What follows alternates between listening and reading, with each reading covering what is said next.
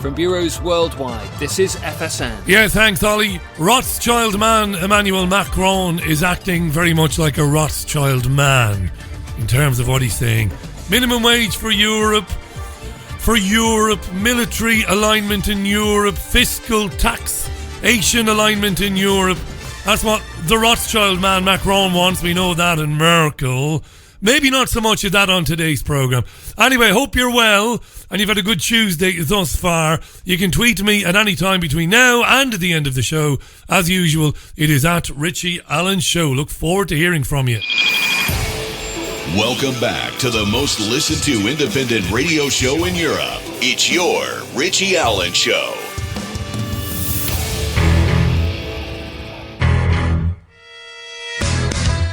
It's the Richie Allen Show, broadcasting live on richieallen.co.uk and multiple platforms around the world. And now, here's your host, Richie Allen. Welcome. It's just me and thee today. I do have two guests tomorrow, Wednesday, and two guests on Thursday. But today it's you and me going to round up the news, headlines, the big stories of the day, and put it kind of we'll have our own unique analysis, you and I, of the stories. That's what we're doing today. It is the Richie Allen Show. It is live. It is brand new on Fab Radio 2 in Manchester and the usual places you can hear the programme. My website, triggerwarning.tv, and the TuneIn app as well. Is that music a bit loud? It might just be. I might just be going deaf. It's a possibility. Anyway, how are you? Tweet me, email. It's so last century, isn't it? Email. You're best to tweet me during the programme if you want to get me. So I don't know how long I'll be with you today. It'll be an hour at the very least, maybe at the most, I've no idea. But I've plenty of things to share with you. So I do. Right. Yeah, Emmanuel Macron. The Empire fights back in the guise of Macron and Mrs. Merkel, as Nigel Farage constantly refers to her, Mrs. Merkel. The Empire is certainly fighting back. You might have heard Ollie Barrett on the news there, saying that the Attorney General, Geoffrey Cox, of course Conservative MP, has been in Brussels.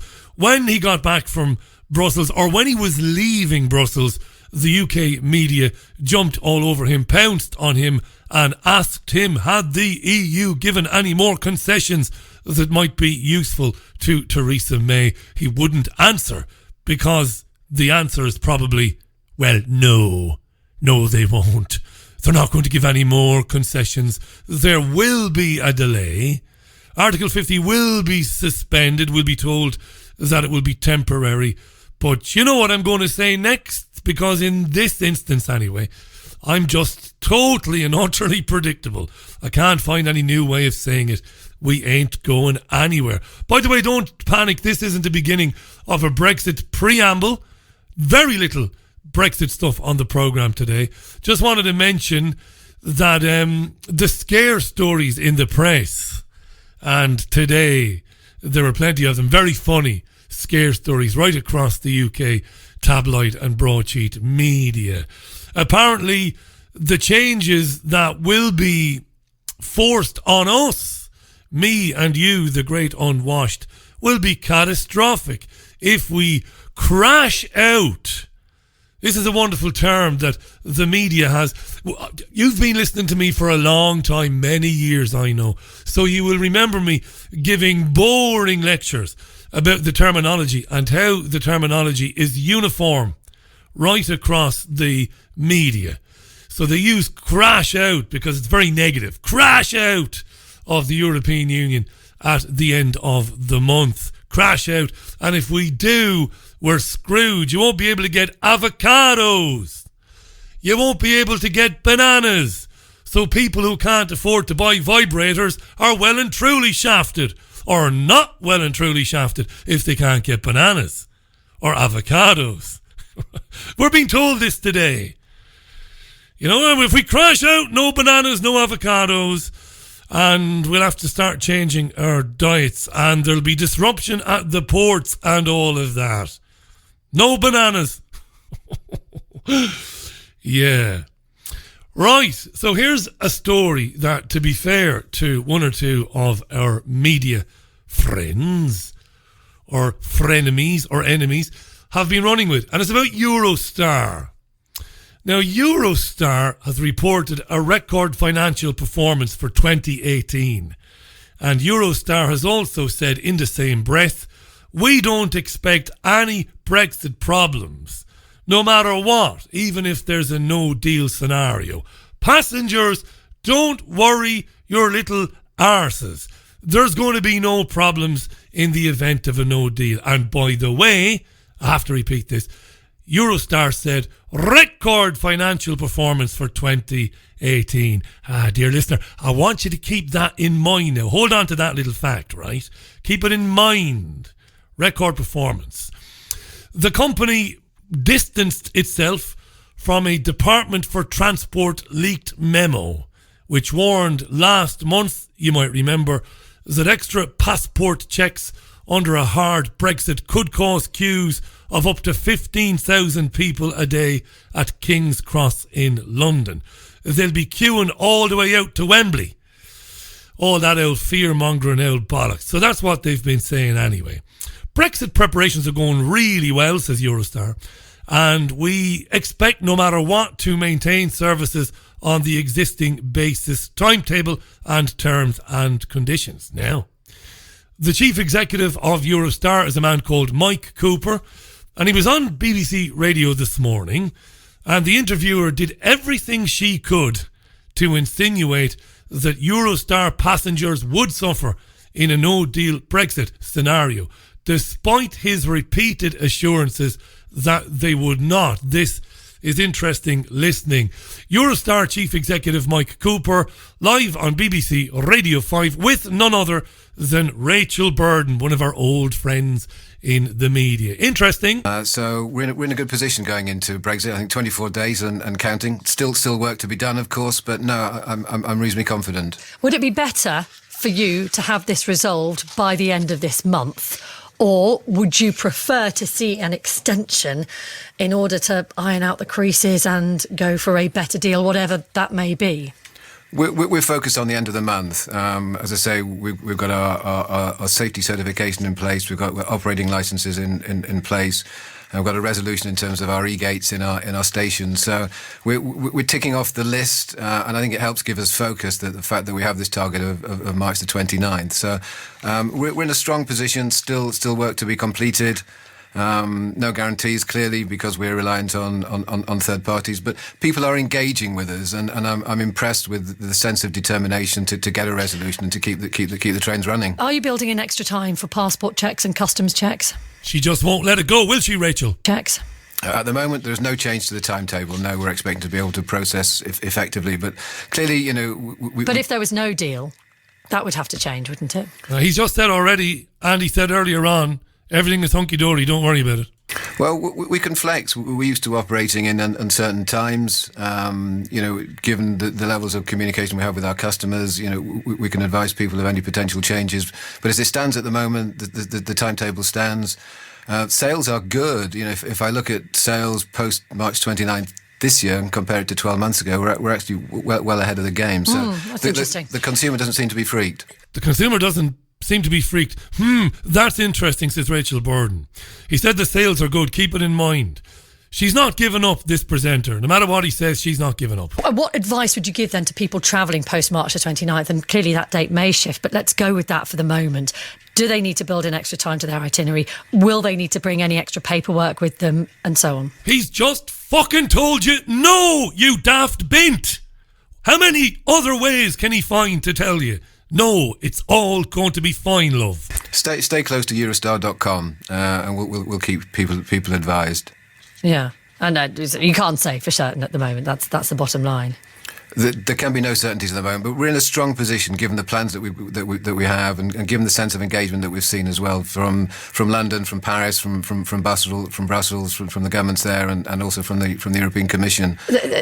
Last month, the Financial Times. Right, she's going to talk now about the Financial Times, which ran a piece which said, in the event of a no-deal Brexit, passengers travelling on the Eurostar were going to be well, faced with horrifying queues and checks and all the rest of it. So she's going to mention this. Times cited a confidential assessment drawn up by the government which warned of long queues at London's St Pancras International Station if there was a no-deal Brexit, and a potentially a 40 to 60% reduction in Eurostar services if there was no deal. Extremely misleading. It worked on quite a naive assumption, I think, that neither Eurostar nor the governments would undertake any action to mitigate that impact. Fantastic. Totally misleading article, which was based on the assumption that we would sit on our hands, or we would twiddle our thumbs, or we would play conkers and do sod all while all of this was happening. It's thoroughly debunked, that claim by the Financial Times that you've got chaos at the ports and at the Eurostar check-ins. He's just wiping her out here. We've got robust contingency plans in place, and that's simply therefore not the case. Yeah. Okay. So, she doesn't believe him, though. Okay. So it sounds like you're not having any sleepless nights at all. You're perfectly happy with how everything's going. She catches on fairly quickly, eh? Perfectly happy by any means. You know, when you transport, getting on for 1 million customers across borders every single month, it's clearly meat and drink in terms of the business to us. And no, I'm not. We've got to be. There's work still to be done. We've got to remain attentive. We've got to keep people engaged, keep people focused, and keep people targeted on March the 29th. Good man, Mike Cooper, the chief executive of Eurostar. Now, it's interesting that, right? In light of the scare stories about the madness that we'll be plunged into, this post-apocalyptic world that will be our reality on the 1st of April, ironically, right? So that's interesting. What's also interesting is Eurostar announcing its results for 2018 because they are stellar. They said the results go a long way to suggesting that there have been no adverse effects from the so-called Brexit-related uncertainty. Eurostar said today that record sales revenues and passenger numbers were underpinned by a buoyant business travel market, up 12% across the board for them. They said strong US traveller numbers and the launch of new services between London and Amsterdam, which had seen over 250,000 bookings since last April. I want you to keep record sales and I want you to keep new services in mind, Eurostar. Some of my more loyal listeners will know exactly where I'm going with this, because this time last year I bored the absolute bejesus out of you talking about this issue. Right. So, back in 2015, the then Chancellor of the Exchequer, a man called George Osborne, sold the UK's stake in Eurostar for 757 million quid. This is back in 2015. Forget last January. I'll tell you about last January in a minute. So back in 2015, he put the Eurostar shares owned by the taxpayer here on the market and sold them to a hedge fund for 757 million quid. If you think back to then, I kicked off about this for weeks. I never stopped shouting about it, kicking off about it, crying about it, to the point that I was getting genuine emails from people, including people in the business of making radio programs, who were saying to me, you've got to let it go, Richie. It's repetitive. You're starting to bore yourself now. And I agreed. So I stopped. 757 million. Why did I kick off then? Because it was wholesale fraud and criminality by George Osborne. Because all the advice given to him at the time and to the Treasury was not to do it. That £757 million was a drop in the ocean of its real value then in 2015, but also in the value it would reach further down the line because of growth in that sector and because of future new services. Future new routes around Europe. He was told not to do it. He was advised by everybody not to do it. Every financial expert, not only in politics, but outside politics and in academia, said this is borderline insanity to sell the UK stake in it. The Shadow Transport Secretary at the time, Lillian Greenwood, said it was unacceptable and that the taxpayer would never recoup the investment. Mick Cash, the General Secretary of the RMT Union, said, however you dress this up, the fire sale of the UK's Eurostar stake before the election has cost the taxpayer billions in wasted investment and lost future profits, sold off to a hedge fund. It could be making money for the Treasury today, annual dividend, etc. It's gone forever. I submit to you that George Osborne was, is and always will be filthy. That stunk to high heaven. And at the time, you know, Labour shadow ministers bitched about it and demanded an inquiry into it. But they only did for a few days and then they went very quiet. George Osborne is filthy. And I'm talking about last year, because this is going to be in the news again in the next few weeks. It isn't today, but it will be in the next few weeks. Remember last year, back in January, when I went on and on and on and on and bored you and made you cry because I wouldn't shut up about Carillion? Do you remember that? The massive scandal this time last year about the construction firm Carillion, which was getting government contracts, and how for 2 years the government was giving contracts to Carillion even though it was known that Carillion was finished. The public didn't know. The public hadn't a Scooby-Doo. But the government knew Carillion was screwed. It was absolutely finished. Profit warnings were being issued. Nobody else knew this, but they were still getting contracts from the government. Why is that relevant to Eurostar and to George Osborne? Well, giving contracts to a company that was going under. When those contracts were being issued, George Osborne was Chancellor of the Exchequer here in the UK. Now, when he left his job, when he was sacked, effectively when Theresa May, after the referendum, the EU referendum, Cameron resigned, May took the throne, she put her own people in, and Osborne was gone. Osborne went to work for an investment firm called BlackRock after leaving his job as Chancellor, and they gave him £650,000 a year for working 1 day a week. Now, here's the kicker. While George Osborne was Chancellor, BlackRock was making bets that Carillion was fucked. BlackRock was short-selling Carillion. They had inside information.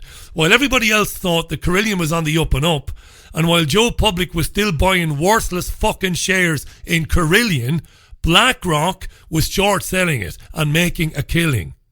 And then after Osborne left the Treasury, he went to work for BlackRock. Any chance maybe that there's a connection there somewhere? Maybe the job with BlackRock was a payoff, maybe? All right, move on. Nothing to see here. Please disperse. Nothing to see here, please. Please disperse. And nobody yet has put a figure in terms of how much money the UK taxpayer has lost in the contracts and the money given to the construction firm Carillion for private finance initiatives and for other public projects. Nobody has a clue. Think about that, right? While the government was giving them money, we now know the government knew the company was going to fail. BlackRock was short-selling the Carillion stock and making hundreds of millions of dollars. Later on, Osborne went to work for BlackRock, £650,000 a year for guaranteed working 1 day a week. Put that with Eurostar and everything else. If it was me, if it was you, you'd be in prison now. You'd be in prison. And last year I sent a copy of a show which was deleted by YouTube.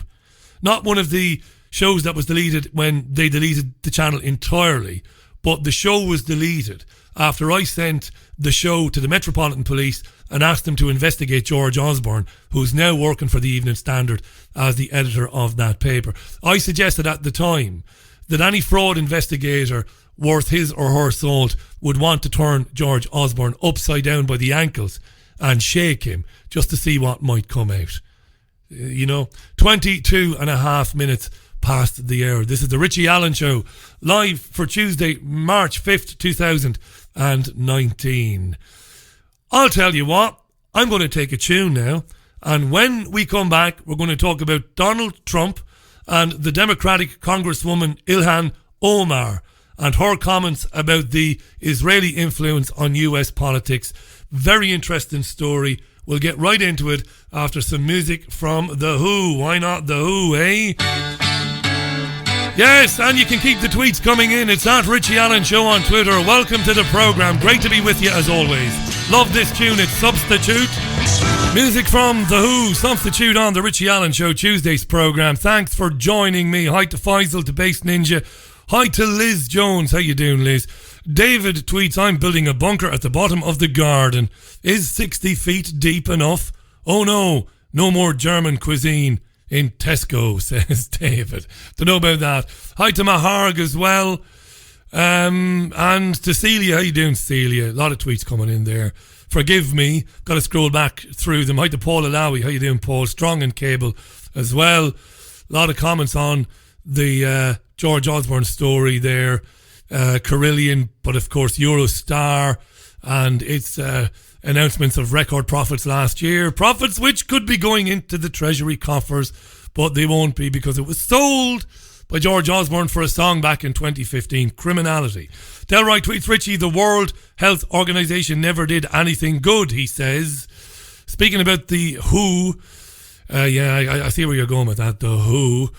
Did speak a bit about the World Health Organization yesterday and plans to crack down on anti-vaccine information being put out in the UK online. I'm going to get into that in greater detail this week.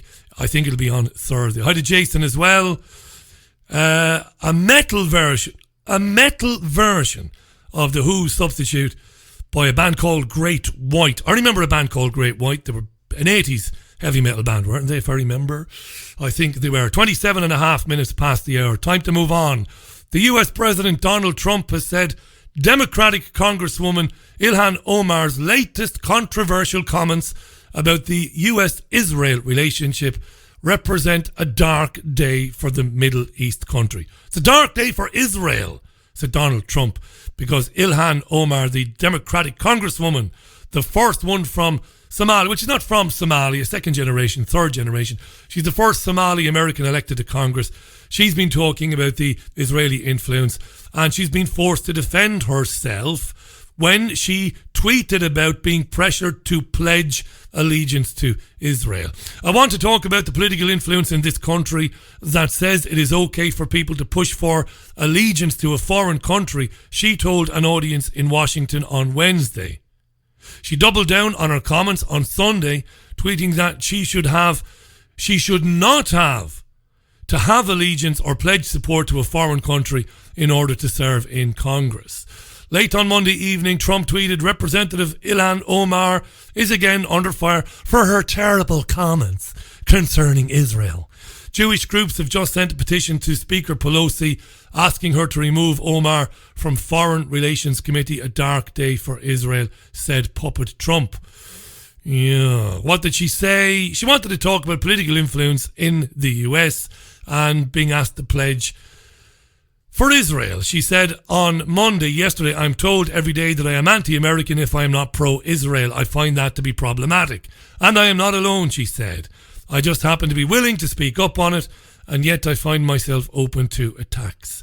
Last month, she apologised after facing widespread bipartisan condemnation for a tweet in which she said Jewish money was behind congressional support for Israel. Well, it is, of course, but she apologised inexplicably. So they're out together, which means she's probably a goner. The lawyer Alan Dershowitz, who you know all about, he's a rabid Zionist attack dog in New York. You'll remember his attempts to destroy Norman Finkelstein and have Norman's university tenure taken away from him, which he succeeded in doing, it must be said. Alan Dershowitz was rolled out by Fox News to condemn the Democratic Congresswoman Ilhan Omar. Here is Dershowitz speaking with Fox last night. Well, she is very anti-American. Put aside the anti-Israel. She's so anti-American.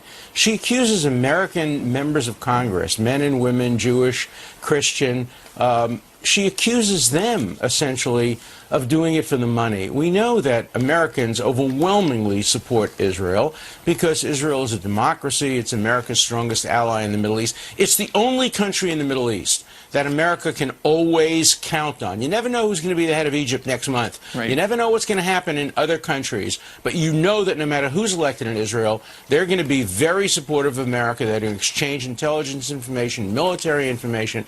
And her attack on supporters of Israel is an attack on America. And she accuses them of dual loyalty. Well, she supports Hamas. By the way, before Dershowitz drones on, and I will let him drone on for a minute, if you're expecting the Fox News anchor to jump in and at least put the other side of it to Dershowitz and play devil's advocate in the absence of the Congresswoman, don't hold your breath. He's not going to do that. This is a monologue by Dershowitz. Hamas. She supports other terrorist groups that are anti-American. If supporters of Israel are guilty of dual loyalty, which they're not, what about supporters of America's enemies? So, you know, her arguments are absurd. They're down at bottom. They're anti-American. And, of course, they're anti-Israel, which is America's strongest ally. And I think the response in Congress has been appropriate to condemn her and to marginalize her. Right, says the Fox News anchor. Did you hear him? Right. It's her. And to make sure people understand she didn't run on this platform. This is a bait and switch. Hang on a second now, Dershowitz, you fucking bastard. She didn't run on the platform? Did Donald Trump run on the platform? Did he run on the platform to threaten the sovereign nation of Venezuela with military force? Did he? Maybe that's a bait and switch, maybe. Maybe your old bum chum Obama, maybe. Maybe he didn't run on the platform of bombing Syria, of destroying Libya, maybe. He didn't run on that platform. That's a bait and switch as well, you could argue. Gotten in Congress now, and she's taken on herself to present the strongest anti-Israel case in modern history that any member of Congress has ever tried to present. And she's being rebuffed, except by the radicals in the Democratic Party who are jumping to her support. Some of them just on free speech grounds, but others on the merits. Well, she has gone back and forth with members of Congress from her own party over the last 72 hours. And in fact, there's a tweet from, I believe, yesterday where she tripled down on some of her comments. She said, "Our democracy is built on debate, Congressman." Here she is referring to Nita Lowey of New York. "I should not have been expected to have allegiance, pledge support to a foreign country in order to serve my country in Congress or serve on committee. The people of the 5th elected me to serve their interest. I am sure we agree on that." All the Fox News guy had to do his job was say to Dershowitz, isn't she entitled to her opinion? If that's what she believes, she doesn't like the influence of the Zionist lobby in DC. Isn't she entitled to her opinion without being threatened with being thrown off certain committees and being marginalised? That's all you have to do. Now, the pledge is very interesting. That's what Ilhan Omar tweeted. "Why am I being asked to pledge support to Israel to serve on committees?" Now, Dershowitz, lying pathologically, says that nobody has to sign any pledge or agree to support Israel. That's what he says next. No, nobody has to take a pledge of any kind of pledge to serve in Congress in the United States. But she told her constituents when she ran that she would support America, and she is not. She is supporting America's enemies and undercutting American values. You know, the fact that she supports enemies of America and doesn't look herself in the mirror and say, my God, if I'm accusing people of dual loyalty, where are my loyalties? Are my loyalties to America, or are my loyalties to the Palestinian Authority, to Hamas, to Hezbollah? I'm not accusing her of dual loyalty. She has the right to express support for enemies of America. That's part of her role as a free person in Congress. But for her to accuse Jewish members of Congress and non-Jewish members of Congress of dual loyalty because they support America's allies, would you accuse somebody of dual loyalty if they supported England, if they supported France and other American allies? It's the worst canard, and it really goes back to some of the anti-Semitic tropes of the early 20th century and late 19th century, and she ought to be ashamed of herself. They're not supporting Israel or Israel's right to be there. They're taking money vicariously through shell companies and fake organizations, which we're going to hear about in a minute. Organizations which are in fact the American-Israeli Public Affairs Committee, AIPAC. They're taking that money in order to do, in return for promoting what Israel wants and making sure that Israel gets what it wants from the United States government. It's not about supporting Israel at all. Do you want to know how it works? I did an interview 4 years ago with Cynthia McKinney, two-term Georgia Congresswoman. You'll know, of course, who she is. The first African-American woman to win a seat from Georgia. It was startling what she said to me 4 years ago. Not for me, because I'd been hearing this for years, but for the audience at the time, it was startling. Again, this was deleted by YouTube, but the whole interview is available on Podomatic even and iTunes. It had been viewed on YouTube nearly 3 million times before it was deleted. That's how much traction it got, because for so many people, it was the first time they'd ever heard just how the Israeli lobby works in Washington, D.C. Here it is, Cynthia McKinney talking about what the Zionist lobby does to new congressmen and women in Washington, D.C. Just listen to this. I tell you what was an eye-opener for me when during my very first campaign was the American Israel Public Affairs Committee, because I had never seen anything like what I experienced with them was sheer torture. What happened was I received a fax from them, and the fax said it was like a pledge, and I needed to, sign my name and send it back to them, and they would keep a record, that you made this pledge that you were going to support Israel. And so it had some stipulations on there, military superiority aid, what else? Oh, Jerusalem was the capital city. And I said, I'm not even sworn in yet. Can you give me a chance to get involved, to get inside the system, learn the issue, and then I'll get back to you? Common sense. Common sense, maybe, but not political practice. I was hounded from that moment on, whether it was a women's organization or an environmental organization. What I learned was that the operatives for the Israeli lobby, they control women's organizations, environmental organizations. It really didn't matter what peace organizations, everything is a fraud.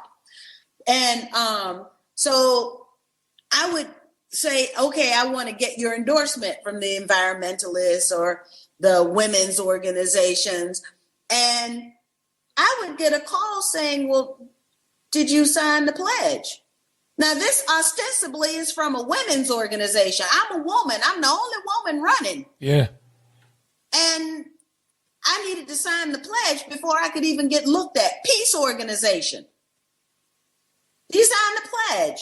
Environmental organization. Oh, we can't support you. You didn't sign the pledge. What I learned, of course, I went through and did a whole lot of researching. And then I discovered that Gus Savage, member of Congress from Chicago, had also been targeted by them before my arrival. And he put his experience on the congressional record for the world to see if they, would care to read about it. And what he said is what I discovered. And that is that every aspect of the political process is in some way or other controlled or influenced by people who are affiliated with the pro-Israel lobby. So the name of the organization might be the New Jersey Garden Club, but in actuality, it's them. And so what his experience was that his opponent was getting thousands and thousands and thousands of dollars from organizations like the Garden Club. That's an example that Gus Savage used. And he started investigating to say, well, why is the New Jersey Garden Club contributing money to my opponent in Chicago? And then he found the links. Amazing, eh? So you've got benign sounding organisations like women's groups, peace groups, environmental groups, gardening societies, whatever, coming to brand new congressmen and women and offering support. And if you're on the left, I suppose, when a peace group or an environmental group comes to you, you're thinking, marvellous, this is good. They'll endorse me, they'll help me raise some very necessary funds or funding for future campaigns. But no, in reality, they are front groups for the American Israeli Public Affairs Committee. And what she was experiencing, she discovered that Gus Savage before her had experienced. Shocking, sinister in the extreme, the Israeli lobby. And for unmasking this herself and for going to bat against it, Cynthia McKinney ultimately paid the price, didn't she? And that's what happened to me. I had people from all over the United States sending money to my opponent at the word. And then we were able to come by a letter where the person who was soliciting funds for my opponent said she's not friendly to Israel. I had one person to write a letter. He was writing a letter all over Georgia. And that letter said, when we go to her office, we are received very well. And she always meets with her constituents. She votes very well on our issues. We have no complaint with her representation except for Israel. And for that reason, this person was writing a letter saying, for that reason, he wasn't going to support me and was asking the people who received the letter not to support me either. What level of how I'm struggling for the words here because it's extraordinary. How many men and women in the United States who take an interest in current affairs would know that goes on, Cynthia? I would guess it's very, very small. It's very small, and that's why they are able to get away with it. So what I did was I went public. I would have people call me up. Like I had this one guy, he's a comedian. He called me up and he said, I'd like to do a fundraiser for you. And we go 2-3 weeks into the planning and I think, wow, I got I'm going to have a fundraiser. And then they pop the question, did you sign the pledge? And I'd have to say, no, I didn't. And then they would hang up the phone, click up. And I got that over and over again. I had one event with Tipper Gore. We were already all the way into the plan. Tipper Gore is the wife of Al Gore, who was Bill Clinton's vice president, ran for president himself, of course, famously, and lost, or didn't lose, to George W. Bush. And he's the guy who made the famous film about climate change, An Inconvenient Truth. So his wife was a pretty important power broker. and they were ready to do a fundraiser. Listen to Cynthia here. All the way into the planning. And lady had offered to do, to host it at her house. We're all the way in, invitations in the mail, out, gone. And then she asked me, did you sign the pledge? So now I've got Tipper Gore coming to town. I've got invitations hitting the mail. And she tells me that I can't have the event at her house if I don't sign the pledge. That's the kind of stuff that I went through. And there's a film called American Blackout, if you can get it. It might still be on YouTube. And it's a brilliant documentary about what the Israeli lobby did to Cynthia McKinney and how they scuppered her chances of winning a third term in Georgia. They destroy you, is what they do. Anybody who speaks about it is destroyed. That's what's happening to Ilhan Omar.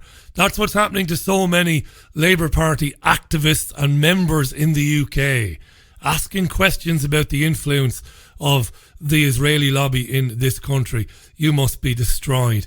Have a listen to Fox and Friends this morning. They ran a story about another new Congresswoman, Alexandra Ocasio-Cortez. She's a New York Democrat, elected last month, and she's being accused of murky campaign finances. Listen to the clip. There isn't much substance in terms of what they're accusing her of. It's all very murky innuendo. Listen to Fox and Friends. That's right. The story this morning alleges that Alexandria Ocasio-Cortez's chief of staff ran a $1 million slush fund by diverting campaign cash to his own companies. We're learning this from a complaint from the National Legal and Policy Center. There he is in the backdrop there, by the way. Right. He's a psychiatric body. Big fortune, Silicon Valley, and worked for Bernie Sanders' 2016 campaign. It is alleged that his companies appeared to have been set up for the sole purpose of obscuring how the political donations were used. And we've got a soundbite from Tom Anderson from the National League. And he says, I have never seen a more ambitious operation to circumvent reporting requirements. Representative Ocasio-Cortez. Listen now, there's absolutely no substance. They came on the air with a big story. They were delighted. Ocasio-Cortez, there are questions about her funding and how she financed her campaign.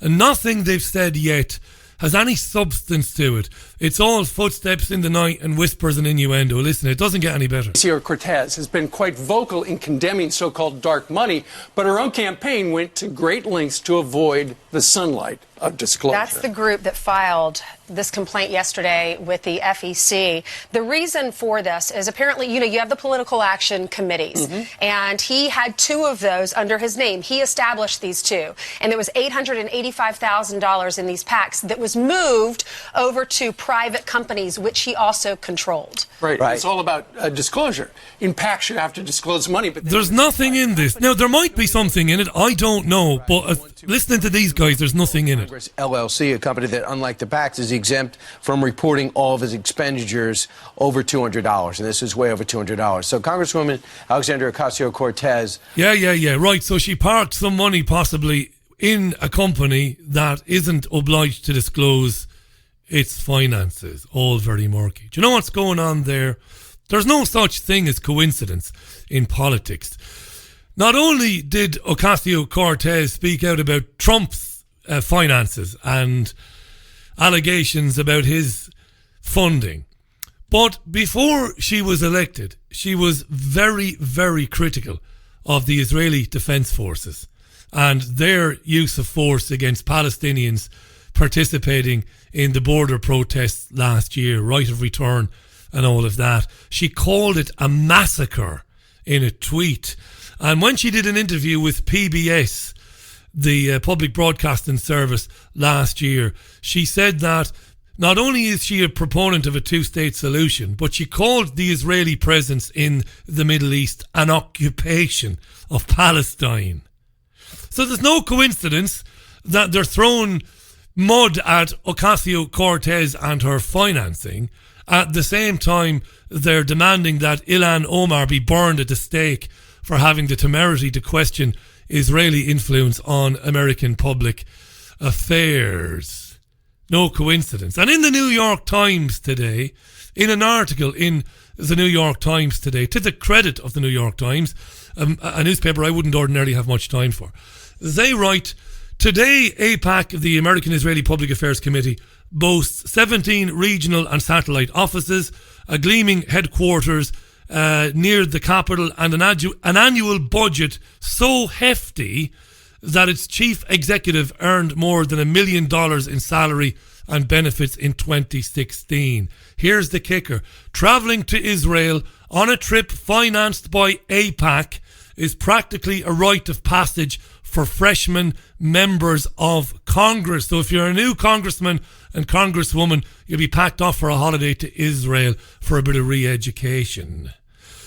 In The Nation magazine recently, M.J. Rosenberg, a Jewish man who worked for AIPAC in the 1980s, said AIPAC's political operation is used precisely as Representative Ilhan Omar suggested, including during policy conferences when members gather in side rooms, nominally independent of the main event, to raise money and to decide which candidate will get what.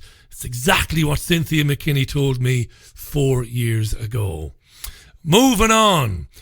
The chief police officer in the UK, the Met Police Chief Cressida Dick, has said that there is a link between falling police numbers and a rise in violent crime. This is after a spate of stabbings this year and last year.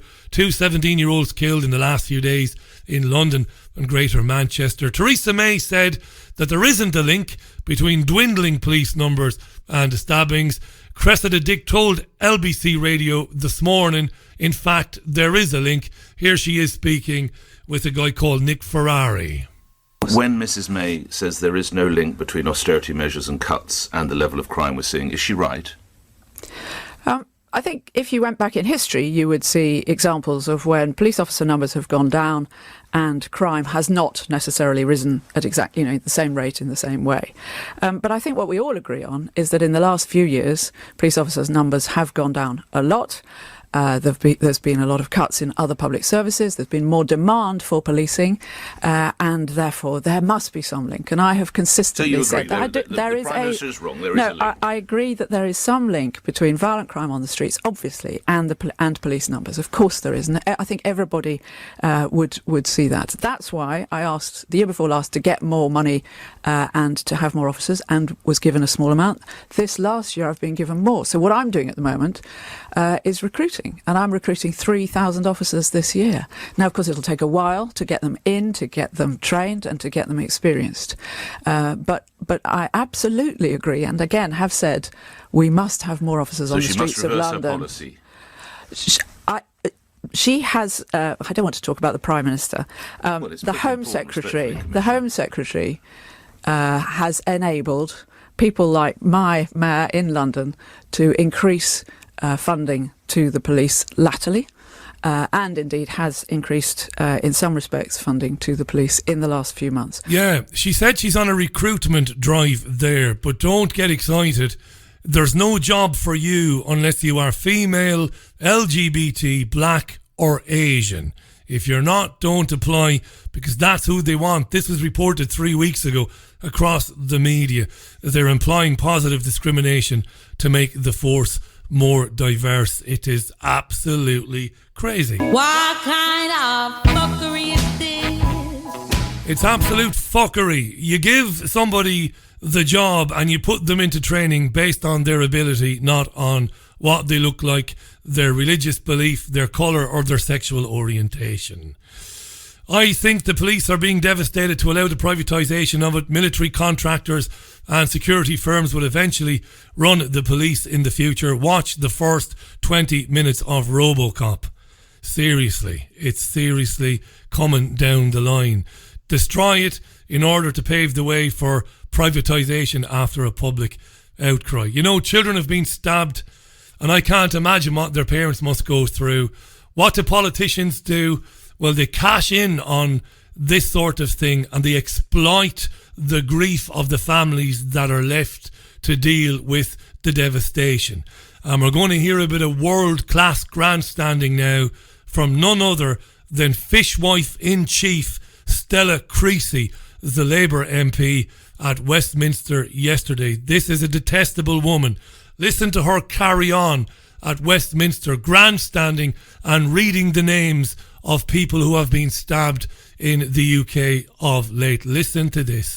Jodie Chesney, Charlotte Huggins, Tudor Simonov, Nedim Bilgin, Lajine Richards, Dennis Anderson, Alini Mendez, Simbozo Aretha Mula, Sarah Ashraf, Asma Begum, Camille Malzi, Bright Akinyele, Glendon Spence, Shay Morrison, David Lopez Fernandez, Kamal Gibberdon Lynch, Brian Wheeland, Jaden Moody. I'm not sure that is a complete list of everyone who has been killed by a knife in London this year alone. But I can tell the Home Secretary that the task force, the consultations, the more reports isn't working. What on earth will it take for him to recognise this is an emergency that requires an emergency response? Oh my God! Won't somebody please think of the children?